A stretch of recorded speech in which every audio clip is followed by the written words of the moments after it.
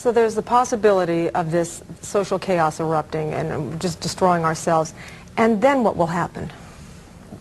That out of that,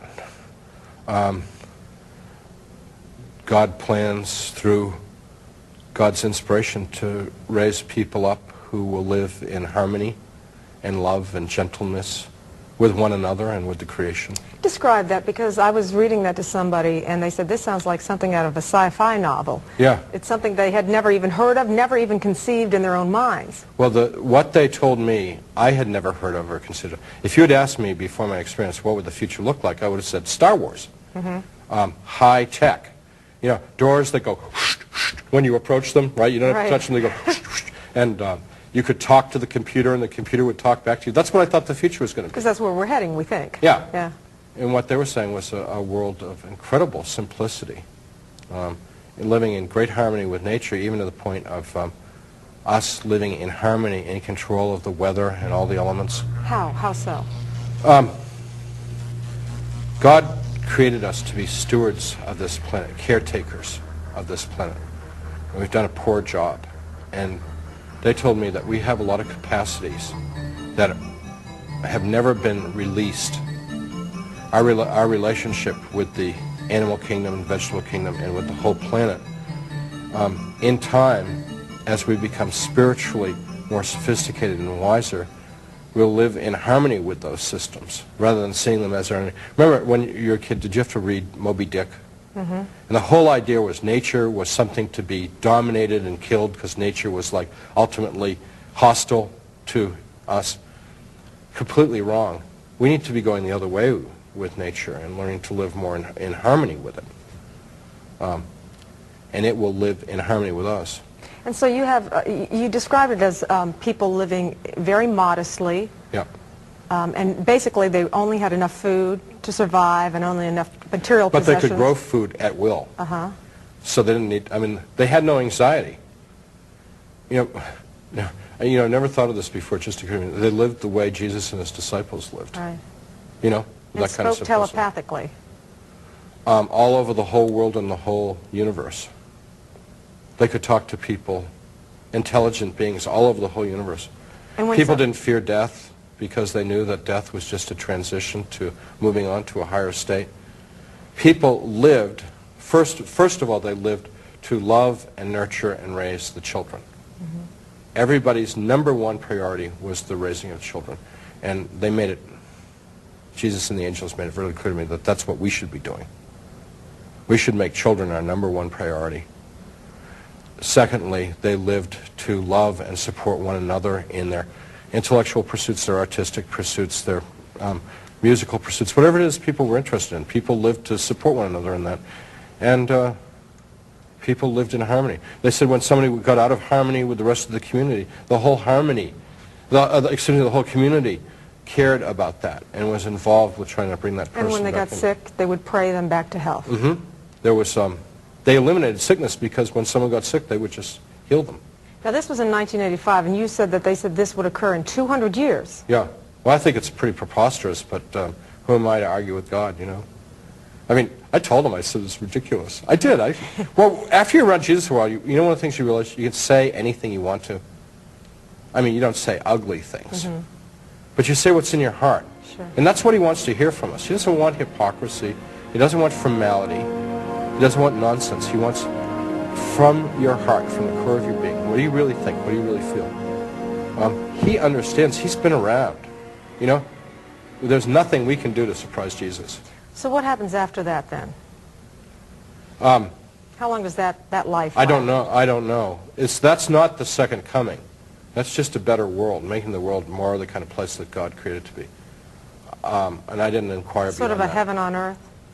Well, compared to the world the way it is today, it would be paradise. But it's not, because people would be born and raised and have accidents and die.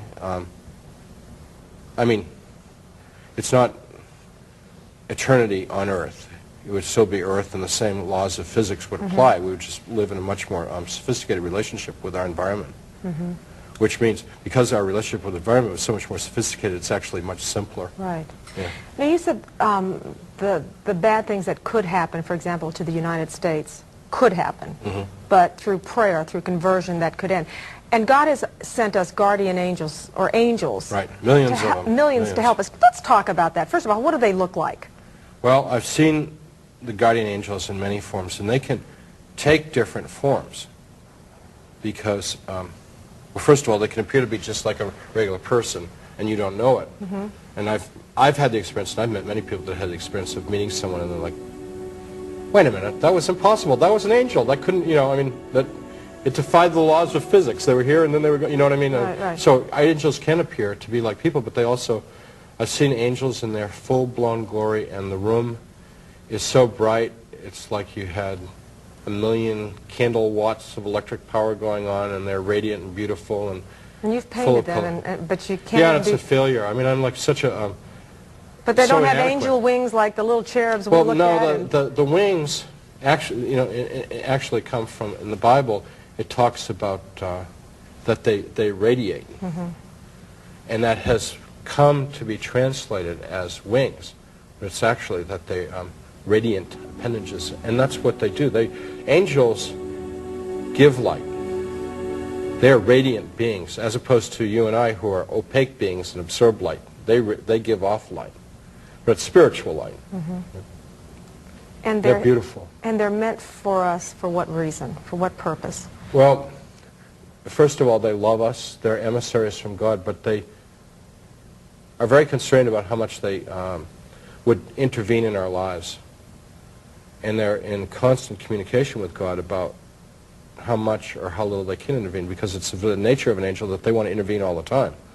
But they know that that's not good for us, because if the angels gave us everything we always wanted, we would be a bunch of spoiled brats, and it would be absolutely no good at all.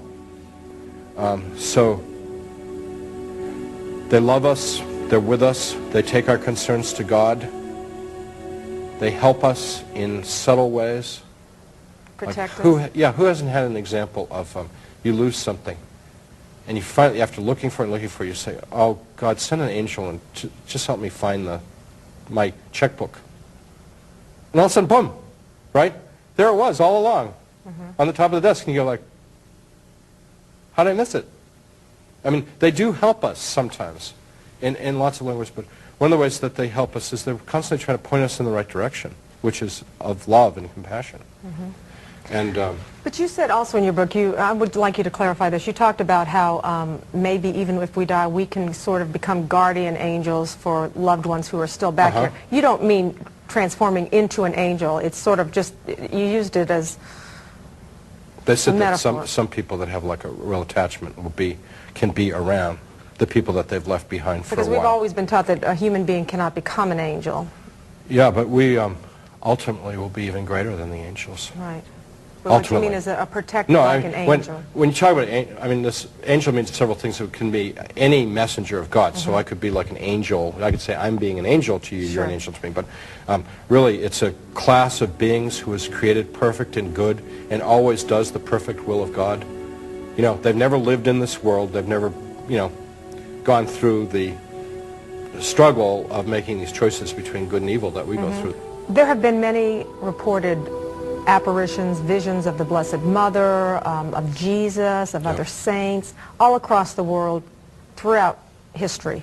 Right. And some have been approved, for example, some have been approved by the Catholic Church if they've been to Catholic kids or Yeah. adults, and some have not. And a lot of people believe them and a lot of people don't believe them. What is your feeling about those Well, instances?